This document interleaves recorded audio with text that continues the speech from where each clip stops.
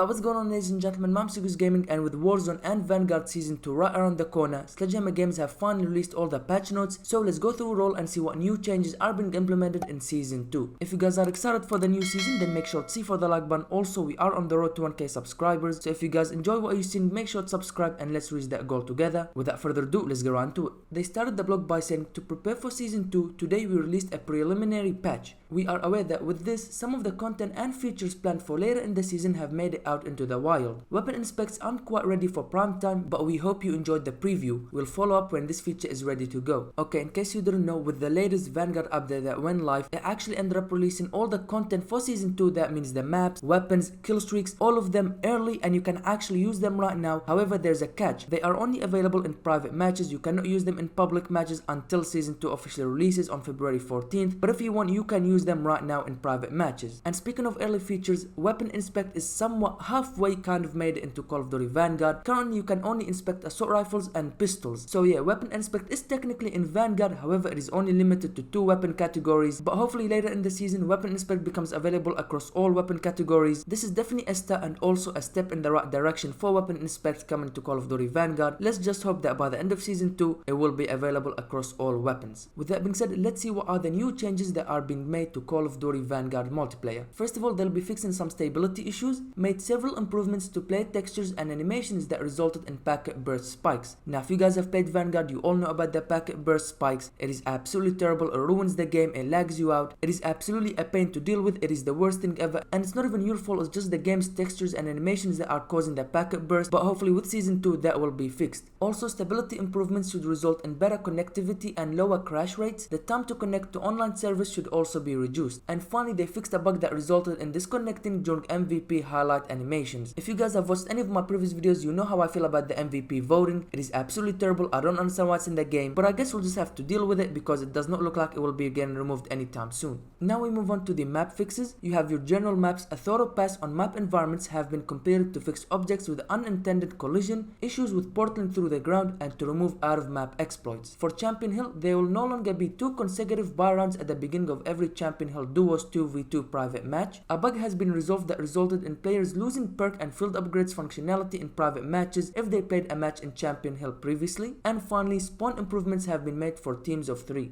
We move on to the game modes. First of all, we have Control, fixed a bug that resulted in matches ending prematurely after a spectator disconnects. Late match joiners are now able to spawn in when lives are available. Swapping to spectate / different teams now constantly updates the lives left. And finally, the last play alive warning now consistently appears. And for private matches, silent plan option now works in search and destroy private matches. Now let's move on to the progression, the seasonal challenges. All players can now unlock Season 1 mastery card after comparing all challenges. Field Specialist Challenge is now tracking for all players, and finally Countermeasures Challenge are now tracking consistently for all players. Now these are definitely good changes because if you cannot unlock mastery cards or you cannot complete challenges, that's absolutely terrible, but they have been fixed. However, the biggest change that I need to see fixed is the fact that your prestige is not showing up correctly. What do I mean by that? Let me tell you. You go to the aftermatch lobby and it shows you your prestige 5 level 50, but when you go to the barracks tab, it shows you your prestige 10 level 150. It is inaccurate and it is confusing. You don't know truly what prestige you are and what level you are. That definitely needs to be fixed ASAP. Sticking with the progression fixes, we have the operator challenges. The diamond operator skins will now unlock for barbarian and shadow operators. For the well gun weapon, gold and diamond camos are now unlockable after comparing all weapon challenges. And finally, for launches, ground-based killstreaks now count towards the Deadeye camo. Another amazing fix. Launches are very difficult to unlock gold and diamond camo for, so any fixes for the launcher challenges is definitely most welcomed. Next up, we have weapon adjustments. Mainly the throwing knife, distortion VFX have been removed. We move on to the equipment, and mainly the incendiary grenade. Fixed a bug that caused additionally visuals to appear when incendiary grenades are used. And finally, number of incendiary grenade uses are now tracked in your combat record. We move on to perks, and mainly Dauntless. Suppression no longer applies to players with the Dauntless perk when the player is hit by shots. That's a good change because Dauntless is supposed to counter suppression, and if it doesn't, then it makes the perk useless, but that should no longer be the case. For the killstreaks, we have the glide bomb. Fixed a bug that resulted in graphical corruption when attack dogs were killed by a glide bomb. Mortar barrage fixed a bug that resulted in the flare and smoke VFX from previously called in mortar barrages temporarily reappear. And finally, deploying the mortar barrage will no longer force switch the player's weapon. For the flame node, activating the killstreak and getting killed at the same time will now grant you the killstreak. For the field upgrade fixed a bug with deployable cover that resulted in constant screen shake. Now we move on to the bundles and the store fixes. For the players who purchased the Year of the Tiger bundle did not receive the Tiger blueprint, now that should be fixed and you should receive the Tiger blueprint. For the Red Reactor Mastercraft, traces now should display on weapon as intended. For the Graveyard Shift Mastercraft, ash traces will now display correctly when applied to the ore sniper rifle. For the Animalistic, fixed a Lyran bug with the Aquatant SMG that causes unintended Lyran effect. And finally for the Santa Slay, the Lucas operator outfit Yarn Burner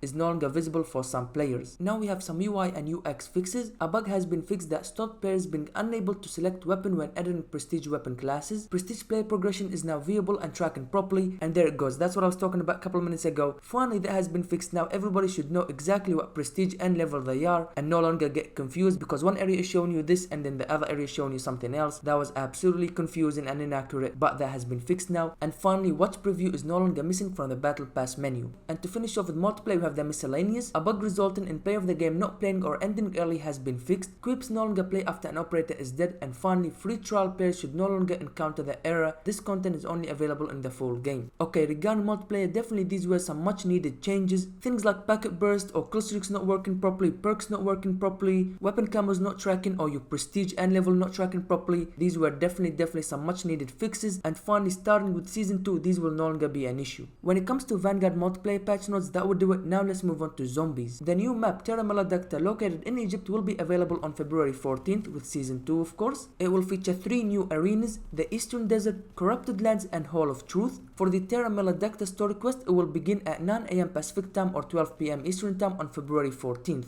Of course, it will also feature new narrative intel to advance the Dark Ether story. And for the first time in Vanguard Zombies, Ray Gun Wonder Weapon will be available via the mystery box and loot drops starting February 10th. So currently, by the time you're watching this video, the Ray Gun will be available in Zombies alongside the new Decimator Shield Wonder Weapon, which will be available after the story quest in Terra Maladacta has been completed. It will be added to the mystery box once you have obtained it from the story quest. Next up we have the objectives. First of all, we have Sacrifice, a new objective type which will be available in Terra Maladacta and will be added to their Anfang at a later date. We have the Void objective, modified the way the objective complete XP bonus is awarded when returning to Stalingrad after a Void objective in their Anfang. And finally, for the Harvest objective, closed exploits related to the Sin Eater in their Anfang. Now we move on to the artifacts. In season 2, we will see a new artifact being added called the Healing Aura, and just like the other artifacts already in the game, it will have 5 tiers to upgrade. For the Energy Mine now triggers the Splatter First Covenant. For the Frost Blast tier 1, now it will freeze the Storm Kriegers. And finally, for the Ether Shroud artifact, addressed an issue where players weren't being ignored by zombies after activating Ether Shroud immediately following a self-revive. Now we move on to the Covenants, and we will see a new addition in season 2 called the Artifact Ward, and it will be available on February 10th. Using the Artifact Ward, it will give you a chance to trigger your artifact for free when hit by a melee attack from the rear. Now we move on to the weapons. All weapons in season 2 will be available to use in Zombies once unlocked. There'll also be new Zombies weapon unlock challenges. When it comes to the support weapons, the War Machine and the Death Machine can now be obtained from the mystery box, chests, and as loot drops from enemies. Addressed an issue where critical damage was not being correctly displayed for the War Machine. For the general fixes, they've addressed various issues with attempting to swap out a melee weapon for a weapon from the ground. We move on to the Pack-a-Punch camos. In the new map Pterodactyl, there will be 3 new camos available at the Pack-a-Punch machine. Also, the Pack-a-Punch camos in their Anfang are now animated. And finally, for the Pack-a-Punch camos now properly applied to weapon blueprints, weapons found in the mystery box, and weapons dropped by enemies. We move on to the challenges. Of course, a new season